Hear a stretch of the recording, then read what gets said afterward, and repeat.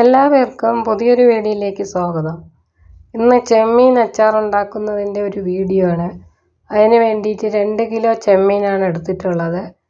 അതൊന്ന് ആദ്യം ക്ലീൻ ചെയ്ത് കട്ട് ചെയ്തെടുക്കാം. അതിന് വേണ്ടിയിട്ട് ചെമ്മീനിൻ്റെ 2 സൈഡും ഒന്ന് കട്ട് ചെയ്യുക. അപ്പോൾ വേഗത്തിൽ ഇങ്ങനെ തൊലിയെടുത്ത് അതിനെ ക്ലീൻ ചെയ്തെടുക്കാൻ പറ്റും. ഒന്നും കൂടി കാണിക്കാൻ വേണ്ടി എടുക്കുകയാണ്. ഇതുപോലെ ഒന്ന് നന്നായിട്ട് കട്ട് ചെയ്യുമ്പോൾ അതിൻ്റെ ആ നടുക്കുള്ള വേസ്റ്റും കൂടി അതിലേക്ക് എടുക്കാൻ പറ്റും. ഈസി ആയിട്ട് അത് എടുക്കാൻ പറ്റും. ഇതായി വേസ്റ്റ് ഇങ്ങനെ എടുക്കാൻ പറ്റും. എല്ലാം ഇതുപോലെ ഒന്ന് ചെയ്യുക. ഇപ്പോൾ എല്ലാം ക്ലീൻ ചെയ്ത് എടുത്തിട്ടുണ്ട്. ഇതിനിയും ഇത്തിരി വലുതായതുകൊണ്ട് 2 or 3 ആയിട്ടൊന്ന് കട്ട് ചെയ്തെടുക്കാവുന്നതാണ്. എല്ലാം ഇതുപോലെ ഒന്ന് കട്ട് ചെയ്തെടുത്തിട്ടുണ്ട്. ഇനി ഇതിലേക്ക് കുറച്ച് മഞ്ഞപ്പൊടിയും കുറച്ച് മുളക് പൊടിയും കുറച്ച് കുരുമുളക് പൊടി കുറച്ച് ഉപ്പും കൂടെ ഇട്ട് നന്നായിട്ടൊന്ന് മിക്സ് ചെയ്ത് വയ്ക്കുക. ഒരു അരമണിക്കൂറെങ്കിലും ഇതൊന്ന് പിടിച്ച് കിട്ടാൻ വെക്കുക. നന്നായിട്ട് എല്ലാ കഷ്ണത്തിലും മുളക് പിടിക്കത്തക്ക തരത്തിലൊന്ന് മിക്സ് ചെയ്ത് വയ്ക്കുക. അതിപ്പോൾ അരമണിക്കൂർ മുളക് പുരട്ടി വെച്ചിട്ടുണ്ട്. ഇനിയും ഒരു ഉരുളിയിലേക്ക് നല്ലെണ്ണ ഒഴിച്ച് കൊടുക്കുകയാണ്. അത് അച്ചാറിടാൻ നല്ലെണ്ണയാണ് നല്ലത്. ഇതേ നല്ലെണ്ണയാണ് ഞാൻ എടുത്തിട്ടുള്ളത്. അതൊരു 200 ഗ്രാമത്തോളം ഉരുളിയിലേക്ക് ഒഴിച്ചു കൊടുത്തിട്ടുണ്ട്. ഇനി ഈ മുളക് പുരട്ടി വെച്ച ചെമ്മീൻ കഷ്ണങ്ങൾ അതിലേക്ക് ഇട്ട് കൊടുക്കാം. ഇത് ചെമ്മീൻ കഷ്ണങ്ങൾ ഇടുന്ന സമയത്ത് നല്ല ഹൈ ഫ്ലെയിമിൽ തന്നെ സ്റ്റൗ വയ്ക്കാവുന്നതാണ്. നല്ലപോലെ തിളച്ച് ഒന്ന് മൊരിഞ്ഞ് വരുന്ന സമയത്ത് ലോ ഫ്ലെയിമിലാക്കിയാൽ മതിയാകും. ഇപ്പോൾ ചെമ്മീൻ കഷ്ണങ്ങളെ എല്ലാം എണ്ണയിലേക്ക് ഇട്ട് കൊടുത്തിട്ടുണ്ട്.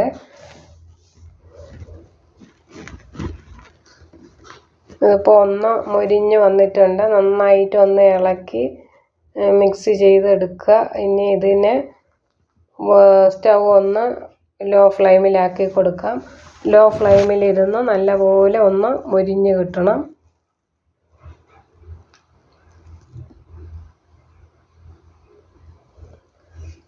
ഇതിപ്പം ചെമ്മീനെല്ലാം നല്ലപോലെ ഫ്രൈ ആയിട്ടുണ്ട്.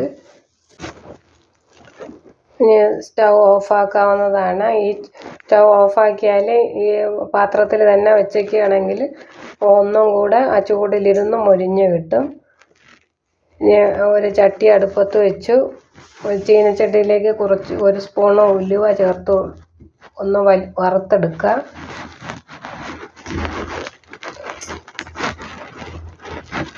ഉലുവ ഒന്ന് വറുക്കുക.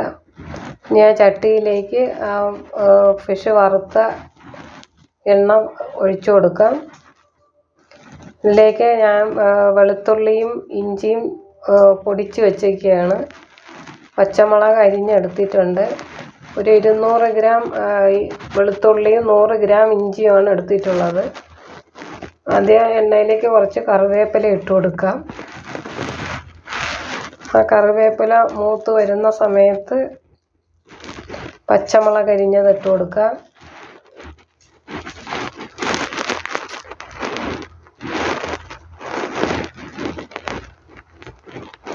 ഉലുവ നന്നായിട്ട് മൂത്ത് വന്ന സമയത്ത് 1 സ്പൂൺ ജീരകവും കൂടി ചേർത്ത് വറുത്ത് കൊടുക്കുക.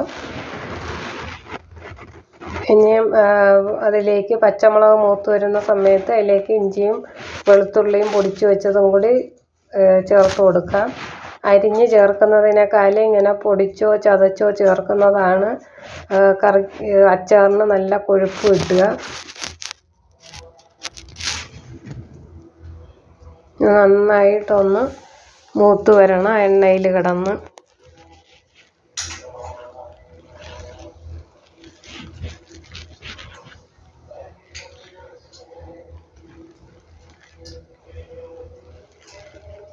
ഇനി ഇതിലേക്ക് ഞാൻ 1 ബൗള് മുളക് പൊടി എടുത്തിട്ടുണ്ട്. അതിട്ട് കൊടുക്കുകയാണ്. ഇത് കാശ്മീരി ചില്ലിയാണ്.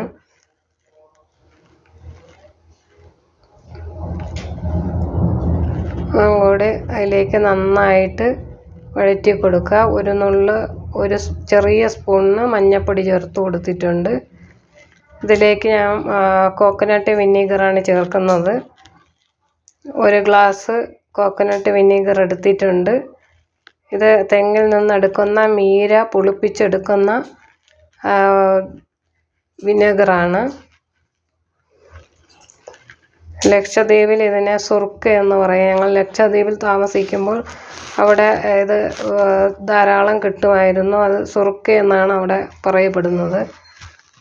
അത് അച്ചാറിടാനുമെല്ലാം അതായിരുന്നു ഉപയോഗിച്ചിരുന്നത്. ഇതൊന്ന് കൂട്ട് ചൂടായി വന്ന സമയത്ത് വറുത്ത് വെച്ച ചെമ്മീൻ കഷ്ണങ്ങൾ ചേർത്ത് കൊടുക്കാം. നന്നായിട്ടൊന്ന് ഇളക്കി മിക്സ് ചെയ്യുക. സ്റ്റൗ ഓഫാക്കാം. ഇപ്പോൾ നല്ലപോലെ ഒന്ന് ചൂടായി വന്നിട്ടുണ്ട്. ഇനി അതിലേക്ക് ജീരകവും ഉലുവയും വറുത്ത് പൊടിച്ചത് ചേർത്ത് കൊടുക്കാം. ഒന്ന് നന്നായിട്ട് മിക്സ് ചെയ്യുക. ഒരു ലേശം കായപ്പൊടിയും കൂടി ചേർത്ത് കൊടുക്കുക. അപ്പോൾ അച്ചാറിന് നല്ല ഒരു മണം കിട്ടും.